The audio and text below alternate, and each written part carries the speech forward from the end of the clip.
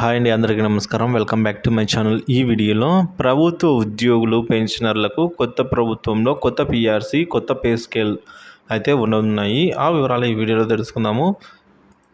So వీడియోని ఎక్కడైనా skip చేయకుండా ఎండ్ వరకు చూడండి. వీడియోకి ఒక లైక్ చేయండి. కొత్త ప్రభుత్వం వచ్చిన ప్రతిసారి ప్రజలకు ఏదో ఒక ప్రయోజనం చేకూరుతూ ఉంటుందన్న ఆశాభావం ఉంటుంది. కొత్త ప్రభుత్వం ఏర్పాటుతో తమకు లబ్ధి చేకూరుతుందని కూడా ఉద్యోగులు ఆశిస్తూ ఉంటారు. ఈ క్రమంలోనే ప్రభుత్వ ఉద్యోగులకు కొత్త ప్రభుత్వం ఏర్పాటుతో తమకు ప్రయోజనం చేకూరుతుందని ఆశిస్తున్నారు. భారీగా జీతాలు పెరుగుతాయన్న ఆశతో ఎదురుచూస్తున్నారు. నరేంద్ర మోదీ మూడోసారి ప్రభుత్వం ఏర్పాటు చేసిన విషయం తెలిసిందే.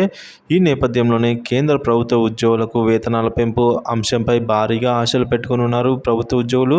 ప్రభుత్వం నిర్ణయం కోసం ఉద్యోగులు ఆశగా ఎదురు చూస్తున్నారు. ఈ మేరకు ఉద్యోగుల జీతాలకు సంబంధించిన 8వ పే కమిషన్పై కేంద్ర ప్రభుత్వం కీలక నిర్ణయం తీసుకున్నట్లుగా సమాచారము. ప్రస్తుతం 7th పే కమిషన్ అమల్లో ఉంది. 8వ పే కమిషన్ ఏర్పాటైతే ప్రతిపాదనలు స్వీకరించేందుకు 12 నుంచి 18 నెలల టైం పడుతుంది.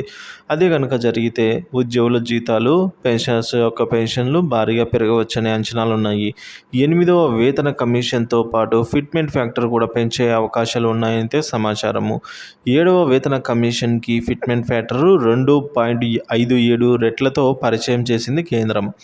ప్రస్తుత కనీసం వేతనం అనేది 18,000గా ఉంది. అయితే 8వ పే కమిషన్ కనుక తీసుకొచ్చినట్లయితే ఫిట్మెంట్ ఫ్యాక్టర్గా భారీగా పెరగవచ్చు. అంటే 3.68 రెట్లైనా పెరిగే అవకాశం ఉందని అంచనాలు ఉన్నాయి. అదే జరిగితే ప్రస్తుతం ఉన్న కనీస వేతనం 18 నుంచి 26,000కు చేరనుంది.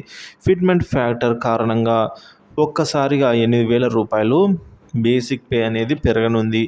సో ఇక కొత్త మంత్రివర్గం ఏర్పాటు చేసిన తర్వాత డిఏ పెంపు అనేది 50% నేపథ్యంలో కనీసం వేతనంలో ఫిట్మెంట్ ఫ్యాక్టర్ని విలీనం చేస్తారని, అప్పుడు వేతనం ఇంకా పెరిగే అవకాశం ఉందని అంచనాలు నెలకొన్నాయి.